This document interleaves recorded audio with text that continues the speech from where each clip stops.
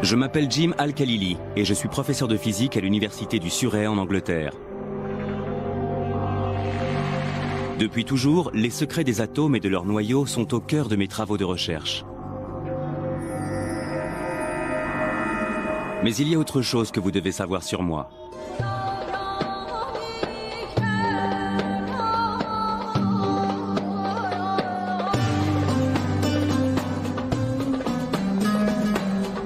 Je suis né d'une mère anglaise et d'un père irakien.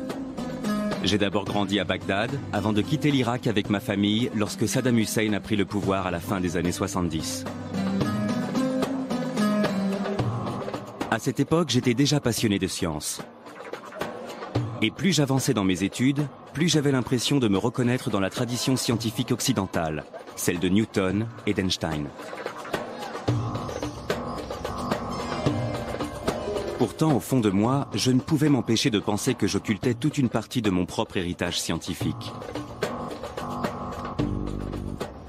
Je me souviens que lorsque j'étais à l'école en Irak, on me parlait de l'âge d'or de l'islam. D'une période entre le 9e et le 12e siècle où Bagdad, Damas, Le Caire et Cordoue abritaient de grands érudits musulmans qui ont été à l'origine d'avancées scientifiques sans précédent. C'est pourquoi je veux exhumer ce passé. Découvrir les grandes figures de cette période et comprendre l'importance de ce qu'ils ont apporté à la science. Certains érudits médiévaux musulmans ont-ils contribué à l'avancée de la science, au même titre que Galilée, Newton ou Einstein? Et surtout, quel lien existe-t-il entre science et islam?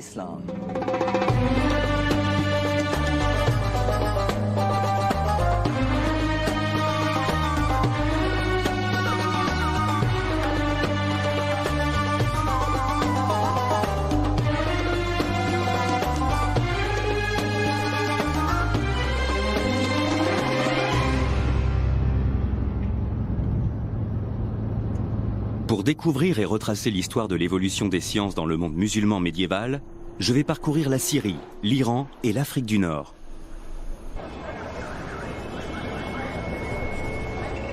Mon périple commence dans les ruelles du Caire, la capitale égyptienne, où je prends conscience que de nombreux mots du langage scientifique actuel viennent en fait de l'arabe.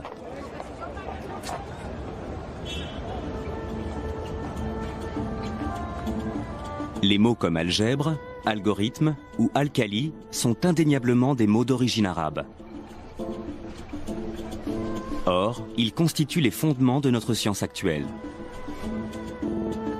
Sans algèbre, les mathématiques modernes et la physique n'existeraient pas. Sans algorithme, il n'y aurait pas d'ordinateur. Et il n'y aurait pas non plus de chimie sans alcali.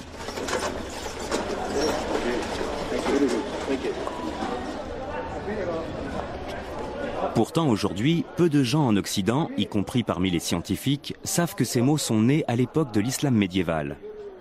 Mais il n'en a pas toujours été ainsi. Entre le XIIe et le XVIIe siècle, les savants européens se référaient souvent à d'anciens écrits islamiques. Voici des copies de quelques-unes des pages du livre Liber Abaci, du grand mathématicien italien Léonard de Pise, également connu sous le nom de Fibonacci. Et ce qui est très intéressant, c'est qu'à la page 406, il fait référence à un texte ancien appelé Modum, Algèbre et Al-Mukabal. Et à côté dans la marge est écrit le nom Mahomet, qui est en fait la version latinisée du prénom arabe Mohamed. Et la personne à qui il fait allusion n'est autre que Mohamed ibn Moussa al-Khwarizmi.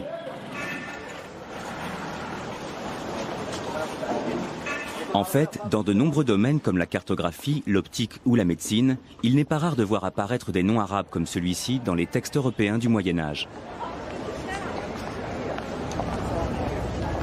Mais je veux d'abord m'arrêter sur al-Khwarizmi, car ses travaux ont eu un impact fondamental sur notre vie d'aujourd'hui.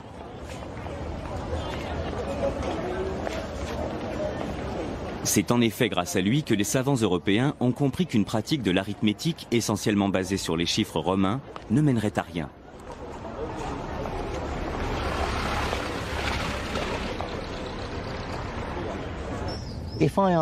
Si je vous demande de multiplier 123 par 11, vous serez peut-être capable de le faire de tête et de me donner le résultat qui est 1353. Mais essayez maintenant de me faire la même opération avec ces chiffres romains. Vous devrez alors multiplier C, X, X, I, I, I par XI. C'est faisable, mais compliqué. Al-Khwarizmi va prouver aux Européens qu'il existe une meilleure façon de faire de l'arithmétique. Dans son ouvrage « L'art hindou de calculer », il développe une idée totalement révolutionnaire, celle qu'il suffit de 10 symboles pour pouvoir représenter n'importe quel nombre.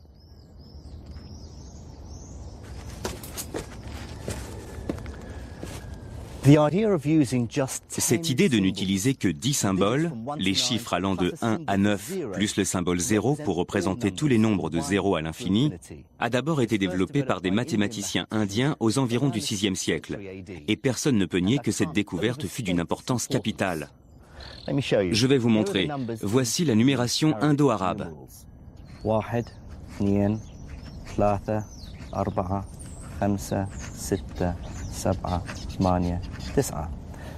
Et voici la numération utilisée en Occident. 1, 2, 3, 4, 5, 6, 7, 8 et 9. On voit bien qu'il existe une certaine similitude graphique entre ces nombres, et en particulier avec le 2 et le 3 indo-arabe. Si je tourne la feuille comme ceci, on voit bien qu'il ressemble au 2 et au 3 que nous connaissons. Ce qui est révolutionnaire avec ce système numérique, c'est la façon dont il va permettre de simplifier les calculs arithmétiques. Mais Al-Khwarizmi et ses confrères ne vont pas seulement se contenter de transposer le système numérique indien en arabe.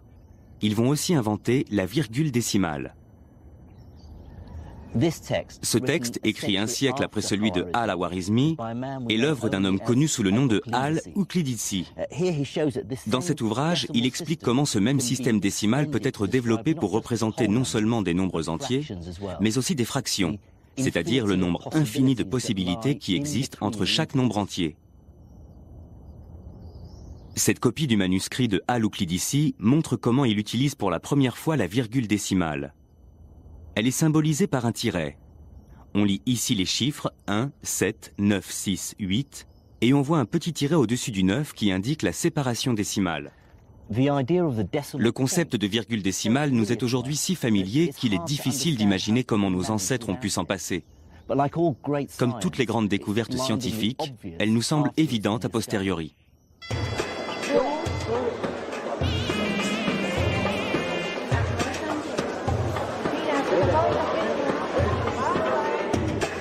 L'histoire des nombres et de la virgule décimale prouve bien que la science avait commencé à se développer dans le monde entier il y a déjà des milliers d'années. À cette époque, les idées nées en Inde, en Grèce et même en Chine se répandent et viennent s'enrichir les unes les autres. J'ai observé une carte indiquant où les populations étaient installées il y a des milliers d'années. Et j'ai trouvé le premier indice qui allait me permettre de comprendre pourquoi l'islam médiéval avait joué un rôle aussi capital dans le développement de la science. La ville située au centre du monde arabo-musulman était un point névralgique où se rencontraient des hommes d'horizons différents et une multitude de courants de pensée. Et la capitale de ce vaste empire n'était autre que Bagdad, la ville où je suis né.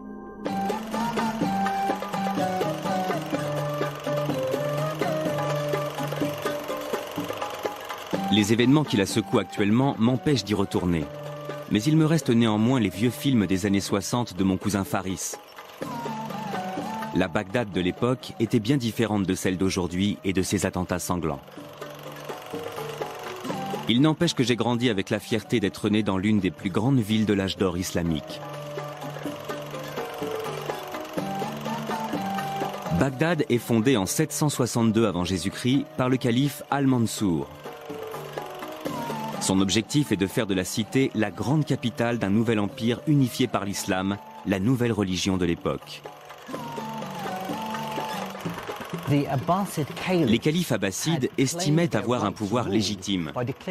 Ils se réclamaient les descendants directs du prophète Mohammed, le fondateur de la nouvelle religion apparue quelques siècles plus tôt. Mais depuis l'apparition de l'islam, les armées musulmanes avaient rapidement conquis un immense territoire. D'abord confinée aux alentours de Médine, la communauté musulmane va très vite s'étendre hors des frontières de la péninsule arabique. En quelques dizaines d'années, les armées musulmanes envahissent le Levant, l'Afrique du Nord, l'Espagne et la Perse. Il ne faut surtout pas oublier qu'à l'époque, les gens étaient très croyants. Quand ils ont vu la rapidité avec laquelle les Arabes étendaient leur empire, nombre d'entre eux ont pensé que Dieu devait être de leur côté, que le Dieu des musulmans devait forcément être légitime. Donc, beaucoup se sont convertis à l'islam et ceux qui ne l'ont pas fait se sont soumis au pouvoir arabo-musulman.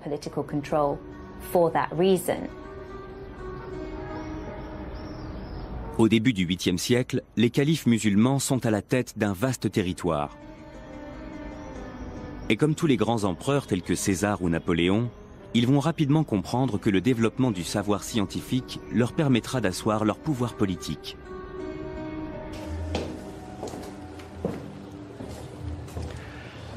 Et il y avait plusieurs raisons à cela. Il y avait d'abord des raisons pratiques. Les connaissances médicales permettaient de sauver des vies et les techniques militaires de gagner des guerres. Les mathématiques pouvaient également aider à gérer les échanges financiers de plus en plus complexes de l'Empire. Mais l'islam allait également jouer un rôle essentiel. Le prophète lui-même avait encouragé ses fidèles à partir en quête du savoir, même si cette quête devait les mener jusqu'aux confins de la Chine. Donc, pour beaucoup de musulmans, étudier et tenter de comprendre le monde créé par Dieu faisait en quelque sorte partie de leurs obligations religieuses. Mais le développement du savoir répondait aussi à des motivations beaucoup moins nobles. Pour bon nombre des membres de l'élite dirigeante arabo-musulmane, l'érudition était aussi un moyen de défendre ses propres intérêts.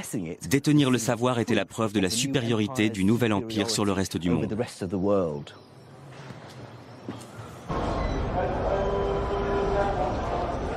Le succès militaire et politique du nouvel empire islamique allait bientôt mettre les califes musulmans face à un problème inévitable. Comment gouverner un territoire abritant une population aussi hétéroclite? Même si la majorité de l'empire s'est convertie à l'islam, il abrite des peuples de traditions et de langues différentes, séparés par d'énormes distances.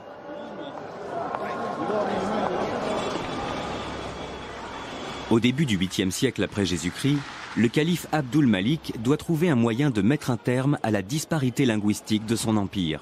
Comme toutes les grandes figures de l'empire arabo-musulman, sa religion lui interdit d'être représentée. Seuls quelques portraits datant d'une époque postérieure à son règne permettent d'avoir une idée de ce à quoi il ressemblait. La solution qu'il va trouver pour pallier ce problème va prendre une ampleur inattendue. Sans le savoir, il sera à l'origine d'une véritable renaissance scientifique. Abdelmalik Ibn Marwan a été le premier à dire « il faut mettre un terme à ce chaos bureaucratique. On ne peut pas continuer comme ça. On ne peut pas continuer à gouverner comme ça, un immense territoire comme celui-ci, avec une telle diversité de langues. » Il voulait gouverner un empire où l'on ne parle qu'une seule et même langue. Et il voulait que ce soit une langue qu'il puisse comprendre. C'est pourquoi il a choisi l'arabe.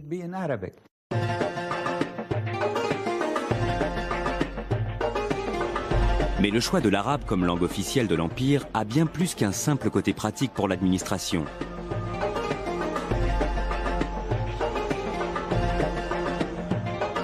Cette décision a également une très grande valeur symbolique. Le Coran, le livre saint de l'islam, étant rédigé en arabe, cette langue est considérée comme sacrée par les musulmans.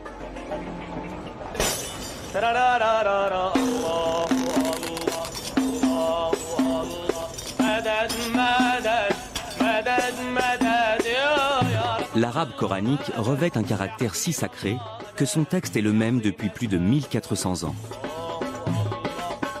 En comparaison, le français a par exemple considérablement évolué en 700 ans. Aujourd'hui, un texte de François Villon ou de Rabelais serait difficilement intelligible pour un francophone, alors que n'importe quelle personne sachant lire l'arabe pourra comprendre le Coran. Depuis la fondation de l'islam, faire des copies du Coran a toujours été considéré comme un art à part et très respecté. Le grand calligraphe Naïef Skaf est installé à Damas, la capitale syrienne. Il effectue des calligraphies à travers tout le pays pour les mosquées et les madrassas, les écoles coraniques. Il a déjà tracé ses lettres des centaines et des centaines de fois. Les mots qu'il écrit sont d'une grande importance pour les musulmans, puisque cette formule ouvre chaque sourate du Coran. Ici, on peut lire Ce qui signifie « au nom de Dieu, le clément et le miséricordieux ».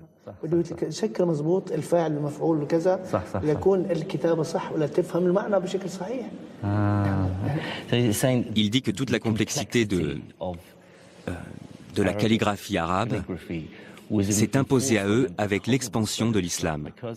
Parce que du coup, les calligraphes de l'époque craignaient que le sens du texte coranique finisse par se perdre. S'il était lu par des personnes qui ne parlaient pas arabe, celles-ci risquaient de mal l'interpréter. Mais surtout, ils seraient incapables de faire la distinction entre les différentes lettres. C'est pourquoi ils ont ajouté des points sur certaines lettres et de nombreux signes pour indiquer le son des voyelles. C'est une modification qu'ils ont apportée pour s'assurer que les gens prononceraient correctement le texte du Coran en le lisant. Cette unification linguistique a rapidement un impact sur la science.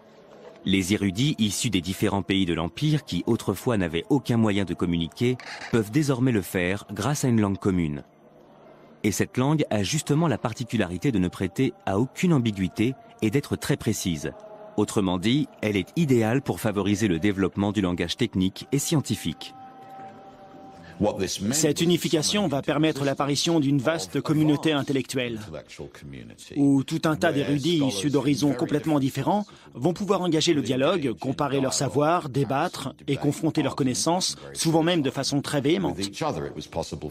Les savants de Cordoue, dans le sud de l'Espagne, pouvaient désormais débattre de leurs connaissances littéraires et scientifiques avec les érudits de Bagdad ou encore de Samarcande.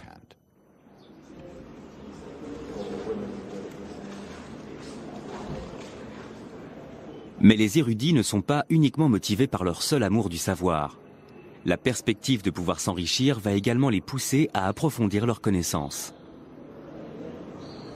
Au début du IXe siècle, l'élite dirigeante de l'Empire islamique investit des sommes astronomiques dans le financement d'un ambitieux projet qui va permettre à la science de faire un véritable bond en avant.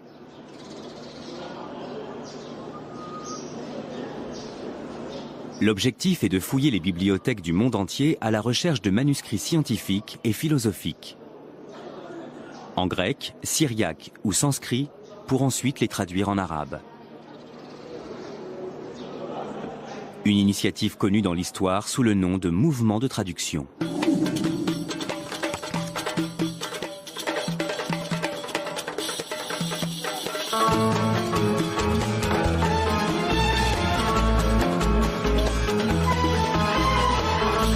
Durant cette période, les érudits de l'Empire vont déployer des efforts considérables dans la recherche de textes anciens. Ramener un livre au calife pouvait en effet se révéler extrêmement lucratif. L'histoire raconte que le calife Al-Mamoun était tellement obsédé par cette quête qu'il avait envoyé des émissaires dans le monde entier simplement pour mettre la main sur les ouvrages qui lui manquaient et les faire traduire. Tous ceux qui lui ramenaient un nouveau livre pour enrichir sa bibliothèque recevaient leur point en or. Pour vous donner une idée de l'ampleur de ce mouvement qui a duré de 750 à 950, il suffit de se référer aux travaux d'un certain Al-Nadim qui avait répertorié toute l'intelligentsia de l'ère abbasside. Et il avait dénombré pas moins de 70 traducteurs. Le calife disposait donc de toute une cohorte de traducteurs, sans compter qu'Al-Nadim n'avait répertorié que les plus connus. Ils pouvaient gagner jusqu'à 500 dinars d'or par mois, soit environ 18 000 €, ce qui est une somme d'argent considérable pour un tel travail. Donc c'était vraiment une profession très prestigieuse, extrêmement bien payée et privilégiée. Cette course au savoir était aussi motivée par des raisons pratiques qui aujourd'hui n'ont plus aucun lieu d'être pour nous. La ville d'Alexandrie en Égypte dispose aujourd'hui d'une toute nouvelle bibliothèque. Mais à l'époque, la destruction de la première bibliothèque d'Alexandrie, survenue quelques siècles plus tôt, est encore très présente dans les mémoires. La perte des milliers d'années de savoir qui ont disparu avec elle a profondément marqué les esprits. Ce que nous avons tendance à oublier, parce qu'aujourd'hui nous vivons dans une époque de stockage massif de l'information et qu'il n'y a pratiquement plus aucune entrave à la communication, c'est que tout peut disparaître du jour au lendemain. Et ça, c'était quelque chose de très important pour les érudits de l'Empire islamique, parce qu'ils savaient parfaitement que les écrits étaient susceptibles de disparaître. Ils pouvaient se perdre, finir ensevelis ou brûlés. Il arrivait que des villes entières disparaissent. Et c'est pour cette raison que le mouvement qu'on observe à Bagdad, au Caire ou à Samarcande va avoir pour objectif de collecter ces écrits et de les traduire pour les analyser, les rassembler et les stocker. Parce que ces manuscrits pouvaient disparaître du jour au lendemain, et il fallait absolument les préserver.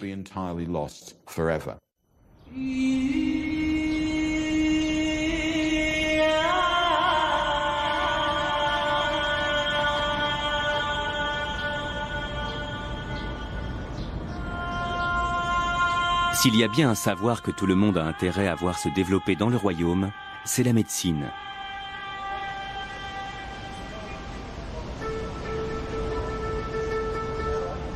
À cette époque, l'espérance de vie est très courte.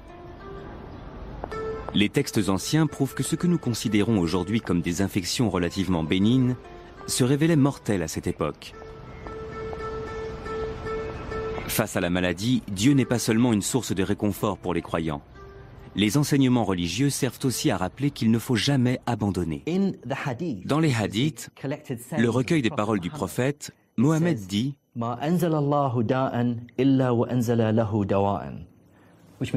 Ce qui signifie « Dieu n'envoie jamais aux hommes une maladie sans lui envoyer aussi son remède ». C'est pour cela qu'aujourd'hui encore, les musulmans continuent de croire que pour chaque maladie, il existe toujours un remède quelque part et qu'il suffit de le chercher pour le trouver. Pour comprendre comment cette vision plutôt optimiste des choses a influencé la médecine islamique, je pars à Damas pour rencontrer le docteur Peter Portman. C'est un éminent spécialiste de la médecine islamique et il passe le plus clair de son temps à faire des recherches au Moyen-Orient. Ce que les gens ne comprennent pas, c'est que la médecine islamique fait partie de l'histoire de notre médecine moderne.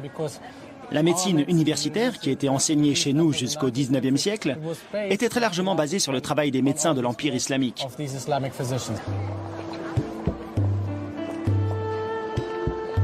La médecine islamique s'inspirait elle-même très largement de celle de la Grèce antique.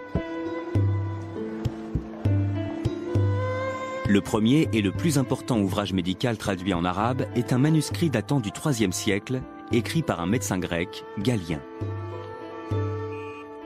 Galien pensait que pour être en bonne santé, il fallait qu'il y ait un bon équilibre entre les 4 types de fluides ou humeurs qui circulaient dans notre corps. Le moindre déséquilibre au niveau de ces fluides pouvait selon lui provoquer une maladie ou un changement d'humeur. Ces 4 humeurs étaient la bile jaune, qui lorsqu'elle était en excès pouvait rendre le patient bilieux, colérique et nauséeux.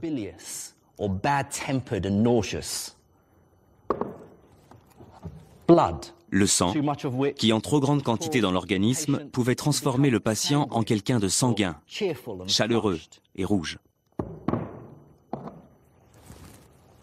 La bile noire, qui en excès rendait le patient léthargique, mélancolique et déprimé. Et enfin, le flegme, qui en excès rendait le patient flegmatique, apathique et dénué d'émotions. Galien pensait que la maladie était le résultat d'un déséquilibre au niveau de l'une de ses humeurs, et que pour la traiter, il suffisait de débarrasser le corps de l'excès de fluide. C'est pourquoi il préconisait des traitements tels que la saignée ou l'utilisation de vomitifs pour faire régurgiter ses patients. Mais les médecins de l'Empire islamique ont conscience que les travaux de Galien et la médecine de la Grèce antique ne sont qu'une source de savoir parmi tant d'autres. Ils savent qu'il existe d'autres traditions médicales susceptibles de les aider à mieux comprendre le fonctionnement du corps humain. Certains textes arabes médiévaux font mention de sages-femmes, des sortes de guérisseuses qui vendaient des remèdes médicinaux. Une tradition qui existe encore aujourd'hui, comme le prouve cette petite boutique sur laquelle je suis tombé en me promenant dans les ruelles d'Hammamet en Tunisie. Voici Arafat Nabel. Elle vend des herbes et des épices médicinales depuis plus de 20 ans. Elle prétend posséder des remèdes pour soigner toutes sortes de maladies. Cette herbe, par exemple, ça s'appelle du chi. On prend ça contre les vers dans le ventre et pour les douleurs intestinales. On a aussi le zarnir pour les maladies de peau. Et ça, c'est du tawika. C'est contre les verrues. Ah, d'accord. Et ces deux remèdes-là, c'est contre l'épilepsie et la folie. On les frotte contre son oreiller et ça empêche d'avoir des crises. Savez-vous si certains de ces remèdes viennent des Grecs? Je ne peux pas vous dire, mais en tout cas, je sais que ce sont des herbes médicinales très anciennes. Un savoir ancestral encore utilisé de nos jours en Tunisie. Les médecins de l'Empire arabo-musulman connaissaient d'autres formes de médecine, notamment celles venues de Chine et d'Inde.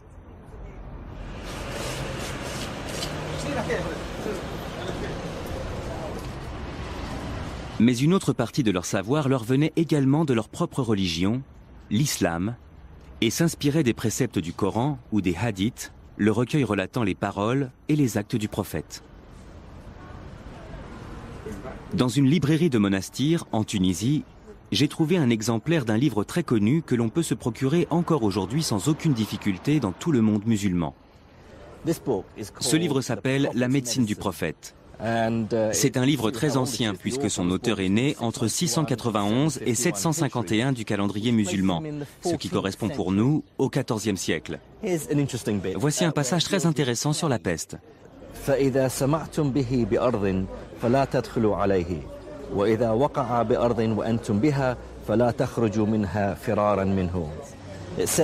qui veut dire, si vous arrivez dans un pays touché par la peste, ne pénétrez pas dans ce pays.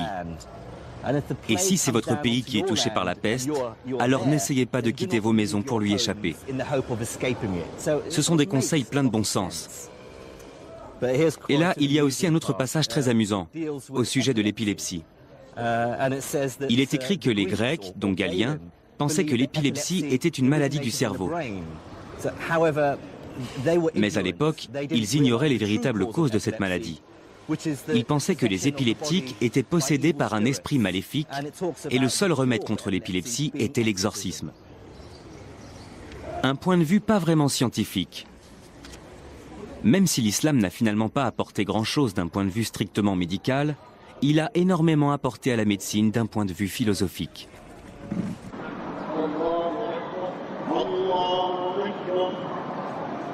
L'islam est une religion qui repose essentiellement sur le concept de la compassion envers autrui.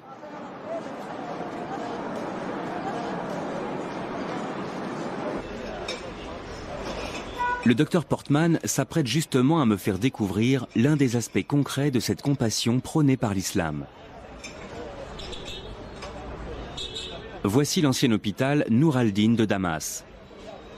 C'est devenu un musée, mais il a été le plus grand hôpital de l'Empire islamique. Il a été construit aux alentours de 1150-1154. La charité envers autrui constitue l'un des piliers fondamentaux de l'islam. C'est la zakat. Exactement. C'est l'obligation de faire l'aumône et de venir en aide aux pauvres, et donc les souverains ou ceux qui avaient beaucoup d'argent pouvaient être très généreux, très charitables et faire construire un magnifique hôpital comme celui-ci. À l'intérieur de ces hôpitaux, les musulmans faisaient preuve d'une grande tolérance religieuse, ce qui peut sembler normal dans notre société laïque actuelle, mais qui ne l'était pas forcément à l'époque. L'hôpital était ouvert à toutes les communautés, donc on y trouvait des musulmans bien sûr, mais aussi des juifs et des chrétiens, ou même des gens d'autres confessions, aussi bien parmi les patients que les praticiens. Un chrétien pouvait étudier avec un musulman pouvait désigner un juif comme son meilleur étudiant. La médecine qui se pratiquait ici était au-dessus de la religion. Il y avait combien de médecins ? Ça dépend des hôpitaux, mais celui-ci, il devait y avoir entre 24 et 28 médecins. Et ils faisaient leurs visites et leurs prescriptions le matin. Les choses n'ont pas changé depuis. Grâce au mouvement de traduction, les médecins de l'Empire islamique disposaient désormais de nouveaux traitements originaires d'Inde ou de Chine. L'utilisation croissante de ces nouveaux remèdes venus du monde entier va peu à peu donner naissance à une nouvelle activité dans les hôpitaux. la pharmacie. Avoir une pharmacie dans les murs de l'hôpital, c'était totalement nouveau. Avoir tout sur place comme ça, oui, c'était entièrement nouveau. Et ce qui était intéressant concernant la pharmacopée, c'est que des villes comme Bagdad ou Damas se trouvaient au carrefour de plusieurs cultures. Donc un tas de nouvelles choses vont faire leur apparition, comme le musc, le marub, mais aussi des remèdes venus d'Inde, une sorte de médicament miracle à la fois contre les maux de tête, la mauvaise haleine, mais aussi les problèmes d'appétit sexuel. Ça soignait les maux de tête, ça rafraîchissait la laine. Oui, et c'était bon pour... Ça servait de dentifrice, d'excitant et d'analgésique. Du tout en un. Impressionnant. Peter me fait ensuite découvrir un aspect beaucoup moins pittoresque de la médecine arabe, la chirurgie. Il y a ici une magnifique illustration. Ce serait la première illustration anatomique de l'histoire de la médecine. Comme vous le voyez ici, on peut lire Adala, ce qui veut dire muscle. Les différents muscles qui font bouger les paupières. À cette époque, on savait que des muscles contrôlaient... Tout à fait. Le cristallin. Et aussi les mouvements des paupières. Il y a aussi d'autres choses très intéressantes. Il y a des instruments d'ophtalmologie comme par exemple ce petit crochet, utilisé pour soulever la paupière. C'était très utile aux médecins. Bien que ces instruments puissent sembler barbares, la médecine arabe est à l'époque très avancée dans la chirurgie de l'œil. L'un des grands progrès de la médecine islamique est notamment le perfectionnement d'un ancien traitement contre la cataracte, la technique d'abaissement du cristallin. Une méthode dont le taux de réussite dépasse les 60%. Sur un sujet vivant, la cornée serait plus claire et on verrait distinctement une masse opaque derrière la pupille. Pour mieux comprendre en quoi consistait cette opération, j'ai demandé au chirurgien ophtalmologique Vic Sharma de m'apporter quelques explications. La cataracte est une maladie du cristallin de l'œil qui se trouve derrière la pupille. Avec l'âge, le cristallin devient de plus en plus opaque. Et c'est cette opacification du cristallin qu'on appelle cataracte. J'ai amené avec moi une reproduction du couteau qu'on utilisait autrefois pour pratiquer cette opération, ainsi qu'un ouvrage écrit par Al-Boucassis. C'était un grand chirurgien arabe du Xe siècle, plus connu sous le nom d'Al-Zawari. Il faut prendre l'aiguille à cataracte dans la main droite pour opérer l'œil gauche et vice-versa. Puis enfoncer fermement l'aiguille avec un mouvement rotatif jusqu'à ce qu'elle pénètre dans le blanc de l'œil et qu'on ait l'impression d'avoir atteint une sorte de cavité. Il explique comment déplacer. Exactement. Montrez-nous ce que ça donne en pratique. On va essayer. Ce qu'ils faisaient, c'est qu'ils enfonçaient l'aiguille dans le blanc de l'œil par le côté à la périphérie de la cornée. Et ensuite, on faisait un mouvement de bascule pour faire céder les ligaments du cristallin et ainsi le faire sortir de la pupille pour permettre à la lumière d'entrer de nouveau dans la pupille et améliorer la vision du patient. Après, il y a un problème de mise au point? Forcément, puisqu'il n'y a plus de cristallin. C'est le gros inconvénient de cette technique. Plus tard, les gens ont compensé ça avec des lunettes. Que pensez-vous de l'efficacité et de la modernité de cette méthode? Ils avaient pris la bonne direction. Ils étaient sur la bonne voie puisqu'ils avaient eu l'idée de retirer le cristallin cataracté de l'axe visuel. Ils avaient compris l'anatomie de l'œil et ils avaient compris que le cristallin se trouvait derrière la pupille, que son opacification était à l'origine de la perte de la vision et que donc il fallait le retirer. D'ailleurs, la technique sert toujours. Cette méthode est encore utilisée aujourd'hui dans certaines parties du monde.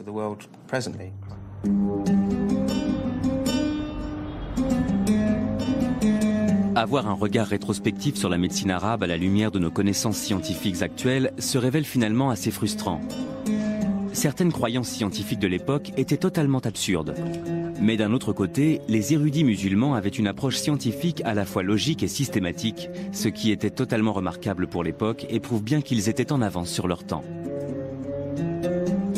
Un érudit musulman, plus que tout autre, incarne à lui seul ce lien étroit entre religion et science. Ibn Sina. Mais il est plus connu en Occident sous le nom d'Avicenne. Ce scientifique pluridisciplinaire faisait partie du cercle intellectuel et mondain de la cour.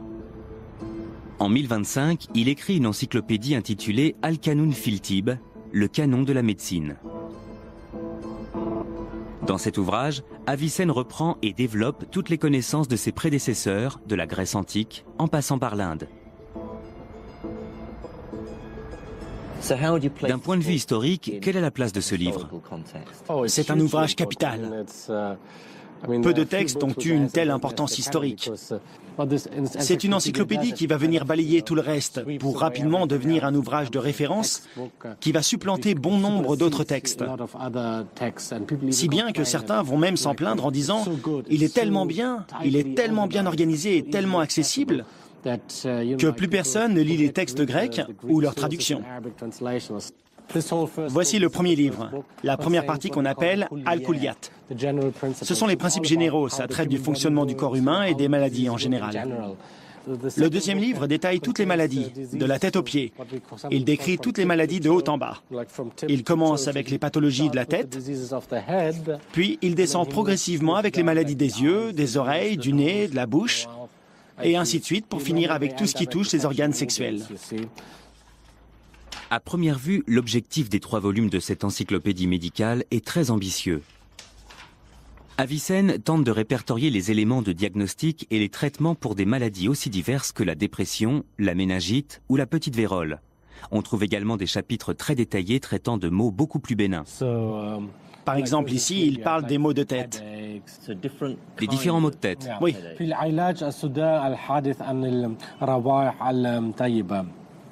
Là, il est question des maux de tête causés par les odeurs, les parfums. Là, il parle aussi de ceux liés à l'alcool. Oui, et aussi des maux de tête causés par le sexe. C'est vrai? Personnellement, ça ne m'est jamais arrivé, mais bon, on ne sait jamais. Le traitement préconisé pour ces maux de tête.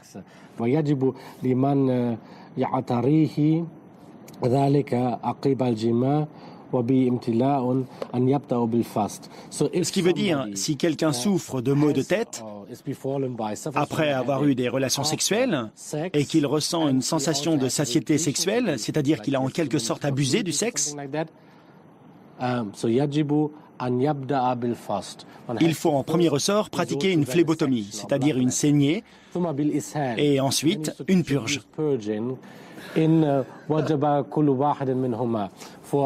Dans ce cas, il faut pratiquer les deux, la saignée et la purge. Nombre de ces traitements semblent complètement absurdes. Ils n'ont rien à voir avec la médecine moderne. Non, pas vraiment. Pendant combien de temps les gens ont continué à croire tout ça? Les idées fondamentales contenues dans cet ouvrage sur le fonctionnement du corps humain sont restées les mêmes jusqu'au début du 19e siècle. Il y a eu des avancées dans certains domaines, mais les fondements sont restés les mêmes. Ce n'est qu'après qu'il y a eu un véritable changement avec la découverte des bactéries et des virus. Ce n'est qu'après 1850 que la médecine a véritablement pris un nouveau tournant.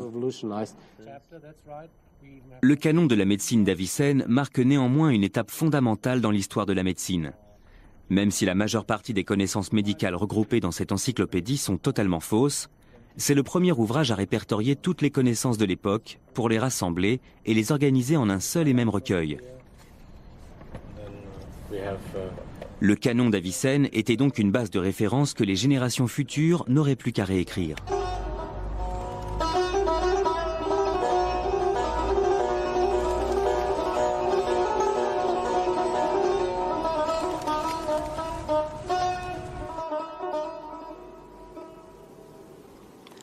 Répertorier de cette façon toutes les connaissances médicales était effectivement une grande avancée. Mais cette obsession des califes de l'Empire arabo-musulman pour les connaissances de leurs prédécesseurs allait bien au-delà du domaine très pragmatique de la médecine. De nombreux califes, comme Al-Mamoun, étaient également persuadés que les érudits de l'Antiquité détenaient aussi des pouvoirs magiques et occultes. De récentes découvertes prouvent les efforts déployés par les scientifiques de l'époque pour découvrir et s'approprier ces mystérieuses connaissances.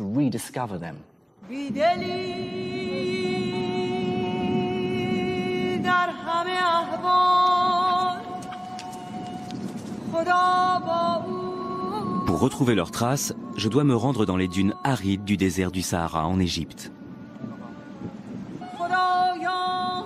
Là-bas, j'ai rendez-vous avec un universitaire qui va m'expliquer comment le mouvement de traduction a conduit les Arabes jusqu'à l'Égypte pour percer le mystère d'un code qui, selon eux, renfermait le secret d'un art occulte, l'alchimie.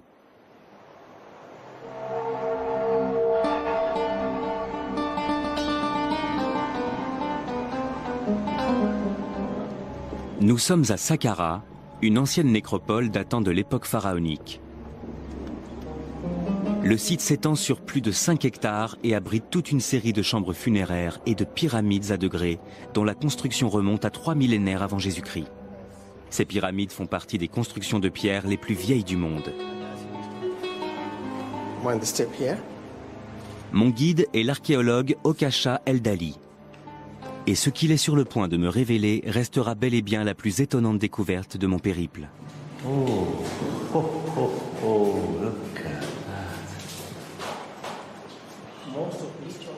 Comme la plupart des gens, j'étais persuadé que les hiéroglyphes égyptiens étaient restés un mystère jusqu'au XIXe siècle. Jusqu'à la découverte de la fameuse pierre de Rosette. Un fragment de stèle portant une inscription écrite à la fois en hiéroglyphe et en grec. Une pièce clé qui allait enfin permettre aux savants britanniques et français de déchiffrer les écrits de l'ancienne Égypte. Du moins, c'est ce que dit l'histoire officielle. Mais le docteur Eldali a fait une découverte qui vient totalement contredire cette version des faits. Il a en effet récemment exhumé des travaux d'une valeur inestimable du savant musulman Ibn Wahshiyya. Ce dernier semblait avoir établi une correspondance entre les hiéroglyphes et les lettres de l'alphabet arabe. Si on regarde par exemple ce manuscrit, on voit qu'il indique les hiéroglyphes égyptiens avec leurs valeurs phonétiques. Et les lettres arabes correspondantes en dessous. Il donne leur valeur phonétique en arabe en dessous. Regardez ce hiéroglyphe en forme de siège correspondant au sin. Maintenant, regardez là. C'est un S. En égyptien hiéroglyphe, on utilise ce siège pour le son S, ce qui correspond au signe que l'on voit ici. Ceci correspond au nom du dieu Osiris. Osiris. Avec un S. C'est le sin. Ça, c'est la lettre H. On la retrouve ici. C'est le Ha arabe. La vague, elle, correspond à la lettre N, au Nun arabe. Ici, on a le T, et là, le F. Ils représentent tous une lettre? Oui, c'est ça. Comment Ibn Wahshiyya est-il parvenu à déchiffrer les hiéroglyphes? Les premiers savants arabes avaient déjà réussi à faire le lien entre l'égyptien ancien, c'est-à-dire l'égyptien hiéroglyphe, et leur propre langue, le copte. Ils avaient compris que la langue copte n'était ni plus ni moins que l'héritière moderne de l'égyptien ancien. Et s'ils avaient pu faire cette découverte, c'est justement parce que le mouvement de traduction leur avait permis d'avoir accès aux manuscrits coptes. C'est grâce à ces textes que les savants ont pu établir le lien direct qui existait entre l'égyptien hiéroglyphique et l'arabe. Quelle proportion de l'alphabet hiéroglyphique avait-il identifié? Environ 14 lettres, la moitié de l'alphabet hiéroglyphe égyptien. Ce qui est incroyable pour des savants du 9e ou du 10e siècle.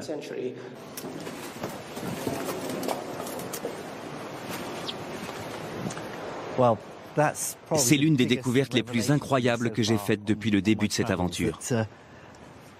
L'égyptologie remonte bien avant le 19e siècle. Les érudits musulmans avaient déjà réussi à décrypter les hiéroglyphes, et les raisons qui les ont poussés à le faire sont assez irrationnelles, puisqu'ils l'ont fait parce qu'ils s'intéressaient à l'astrologie et à l'alchimie. C'est encore un autre exemple de tout ce qu'a pu apporter ce grand mouvement de traduction. Ces érudits ne se sont pas contentés de traduire des textes grecs, indiens ou perses. Ils ont aussi traduit des hiéroglyphes. C'est incroyable.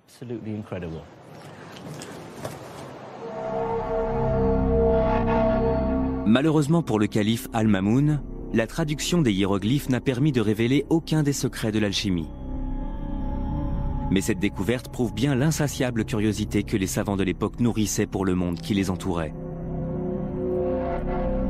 Leur seul objectif était de s'enrichir du savoir des autres cultures, quelles qu'elles soient, sans aucun a priori religieux ou racial. La plupart des traditions intellectuelles, y compris la nôtre, ont tendance à faire tout leur possible pour supplanter les autres. Alors qu'ici, c'est l'exemple même d'une volonté acharnée, presque incompréhensible, de devenir une sorte d'importateur net du produit intellectuel, ce qui est un véritable exemple dans l'histoire des sciences.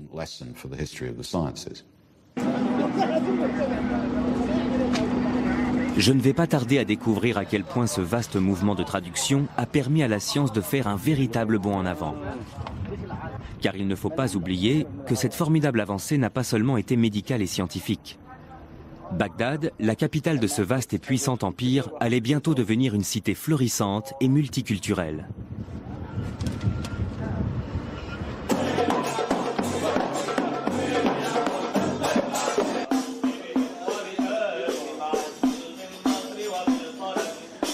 À cette époque, Bagdad est une véritable cité des mille et une nuits. C'est l'époque des puissants et bienfaisants califes, des tapis volants et des grandes odyssées. Mais aussi celle des conteurs et d'un véritable âge d'or architectural et artistique.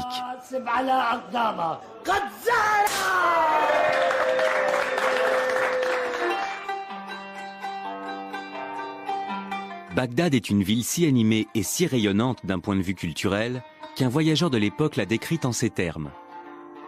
Il n'y a pas plus savants que leurs érudits, plus convaincants que leurs théologiens, plus lyriques que leurs poètes ou plus audacieux que leurs libertins.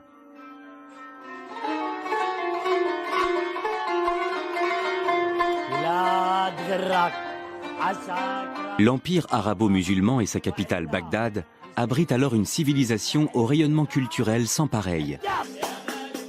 Appartenir à la vibrante élite intellectuelle de cette cité devait être absolument passionnant. C'était une ville musulmane récente. Sa construction n'avait commencé qu'en 756 et donc elle était perçue comme quelque chose d'à la fois totalement nouveau et totalement différent. La ville grouillait de courtisans et de personnes qui s'étaient enrichies et qui tentaient de se faire une place à la cour abbasside.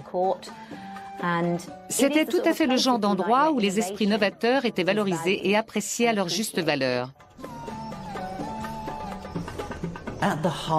La vie intellectuelle de la cité reposait surtout sur une institution appelée les majlis. Ce mot pourrait se traduire par salon ou lieu de rencontre et de parole.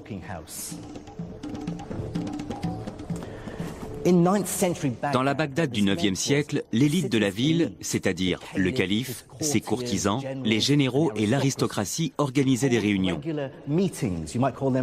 C'étaient des sortes d'assemblées durant lesquelles toute l'élite intellectuelle de la cité, les philosophes, les logiciens, les astronomes et les théologiens se réunissaient pour débattre et échanger leurs idées. Pour y participer, les gens n'avaient pas besoin d'adhérer à certaines idées ou d'appartenir à une religion particulière. Ils étaient libres de donner leur vision des choses et d'exprimer leur point de vue. L'obligation, c'était de s'exprimer dans un arabe parfait et d'avoir un bon raisonnement logique. Ces majlis réunissaient en un seul et même lieu les intellectuels et les plus grosses fortunes de la ville. Les érudits les plus brillants de l'Empire venaient pour échanger leurs idées et se livraient une bataille acharnée pour tenter de trouver des mécènes. Cette première étape de mon voyage à travers les sciences de l'Empire islamique me ramène sur les traces de l'homme dont je vous ai parlé au début de mon aventure, dans les ruelles du Caire. Il s'agit du grand mathématicien à qui nous devons le système décimal. C'est en plein cœur de cette période de grande effervescence intellectuelle que vécut Al-Khwarizmi, un grand mathématicien qui était aussi astronome, courtisan et favori du calife Al-Mamoun. Cet érudit qui avait quitté l'est de la Perse pour Bagdad était un pur produit de son époque. Cet avant-gardiste vivait entouré de livres et avait étudié les traditions scientifiques venues de Grèce, d'Inde, de Perse et de Chine. Al-Khwarizmi allait réunir et synthétiser deux traditions mathématiques complètement différentes pour donner naissance à quelque chose de totalement nouveau. Cette capacité de pouvoir considérer simultanément deux modes de pensée mathématiques complètement différentes va permettre de définir des modèles et d'isoler les aspects les plus importants dans les domaines du calcul et de la mesure. Ça a permis d'accélérer le processus de bouleversement intellectuel. La première de ces traditions mathématiques vient de la Grèce antique. Les mathématiques grecques traitent principalement de géométrie. Une science consistant à étudier des figures comme les triangles, les cercles ou les polygones et à calculer les aires ou les volumes. L'autre tradition mathématique dont Al-Khwarizmi va s'inspirer vient de l'Inde. Les mathématiciens indiens étaient à l'origine du système décimal à 10 symboles qui avait permis de simplifier les calculs. Grâce au mouvement de traduction, Al-Khwarizmi avait l'avantage et la chance d'avoir accès aux traditions mathématiques grecques et indiennes.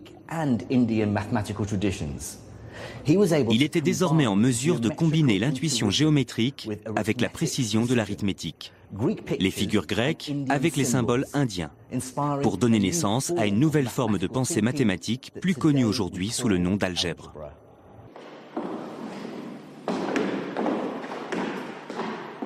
Étant moi-même physicien, j'ai passé ma vie à faire de l'algèbre, et je ne peux que reconnaître son importance dans tous les domaines scientifiques, même si c'est une notion qui peut sembler étrange.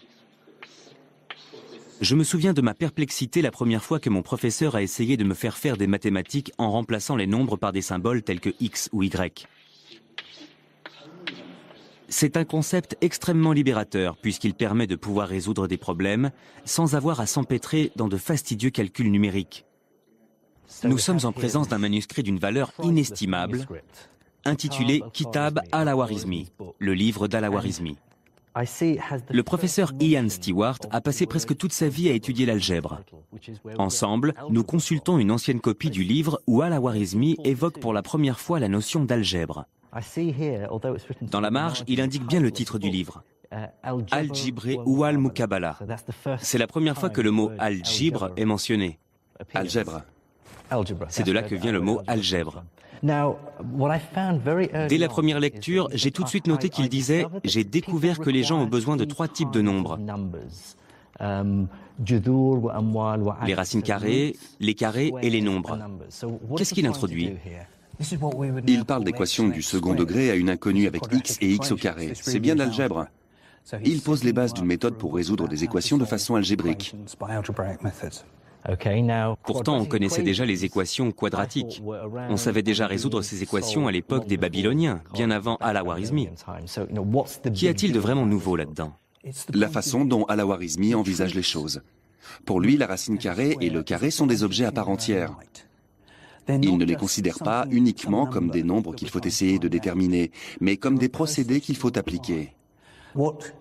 La théorie d'Al-Khwarizmi, c'est que pour obtenir le carré d'un nombre, il faut multiplier ce nombre par lui-même. Et ce principe est vrai, quel que soit le nombre. Si c'est 5, 5 fois 5 égale 25. Si c'est 3, on fait 3 fois 3. Autrement dit, il donne une formule que l'on appelle aujourd'hui algorithme grâce à lui. Oui, le mot algorithme nous vient d'Al-Khwarizmi. C'est encore un autre mot qui nous vient de lui. Il parle justement de cette formule à la page suivante. On multiplie la racine carrée d'un nombre, on divise le résultat par 2 et on le multiplie par lui-même. Ensuite, on l'ajoute à l'autre nombre et on extrait sa racine carrée. C'est un algorithme ? Oui. Et c'est là toute la nouveauté. Ceux qui s'étaient penchés sur le sujet avant lui auraient plutôt dit quelque chose du genre « Prenez la moitié de 10, donc 5, mettez 5 au carré, ça donne 25. » Ou avec un autre exemple, prenez la moitié de 12, qui est 6, mettez 6 au carré, ce qui fait 36. Ils auraient continué comme ça, ainsi de suite, avec des nombres différents. Et il aurait fallu déduire soi-même la formule à chaque nouvel exemple. C'est pas ce qu'il fait. Exact. Lui dit, prenez la moitié de la racine carrée, divisez-la par 2, quelle que soit la racine. La moitié de la racine carrée devient un objet. Si la racine carrée est un objet, la demi-racine carrée l'est aussi. Pas besoin de savoir à quel nombre ça correspond. Tout à fait. Vous savez que vous devez la mettre au carré. Ça suffit, peu importe le nombre que vous devez mettre au carré. On élimine de façon temporaire le lien qui peut exister avec des nombres spécifiques et on manipule ces nouveaux objets en tant que tels, selon les règles qu'il établit dans son livre. Ce n'est qu'ensuite que les nombres représentés par ces objets dans le problème que vous avez posé apparaîtront comme par miracle à la fin et que vous obtiendrez par exemple comme résultat x égale 3. Dans quelle mesure la réflexion d'Al-Khwarizmi a vraiment été révolutionnaire ? Il a rendu possible l'existence de l'algèbre en tant qu'objet, et non pas comme une simple méthode qui permet de trouver des nombres. Le moins intéressant dans un calcul algébrique, c'est quand à la fin on découvre que x égale 3. C'est la façon d'obtenir ce résultat qui compte. S'il y avait une méthode pour chaque problème, ou une méthode différente pour chaque problème, ce ne serait pas plus intéressant. Ça n'aurait pas de sens. Il existe une série de principes généraux, et si vous comprenez ces formules de base, alors vous avez tout compris à l'algèbre.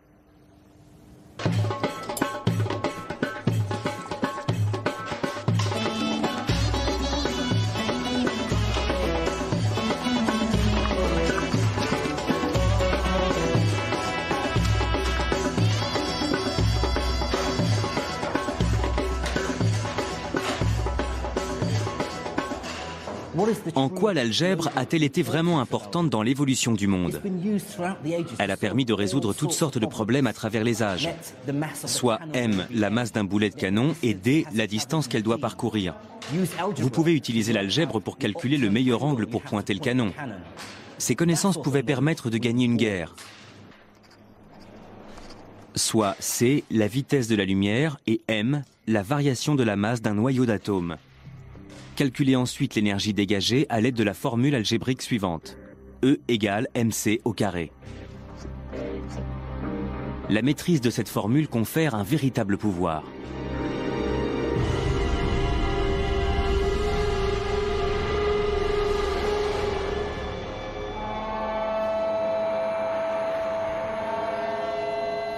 L'algèbre a contribué à créer le monde dans lequel nous vivons. La science d'aujourd'hui n'aurait jamais existé sans elle. Ce simple constat résume à lui seul l'étendue de l'héritage laissé par les érudits de l'islam médiéval. Ils ont exhumé les connaissances scientifiques de la Grèce antique et de l'Inde pour les conjuguer et les développer. De la même façon, notre médecine moderne doit beaucoup aux recherches menées par les médecins de l'ancien empire islamique. Je crois que l'histoire de cette formidable évolution scientifique survenue au cours du 8e et du 9e siècle a beaucoup plus à nous apprendre que n'importe quelle autre découverte. À elle seule, elle nous prouve que le langage de la science est universel.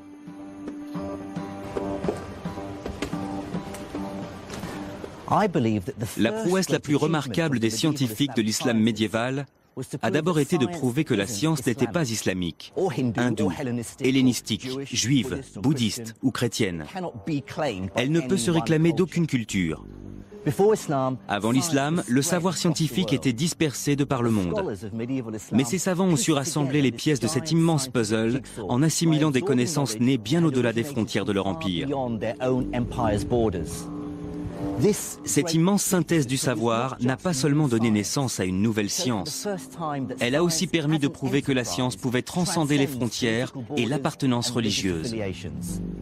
Le savoir scientifique profite à tous les humains quels qu'ils soient. C'est une vision des choses aussi pertinente qu'exemplaire.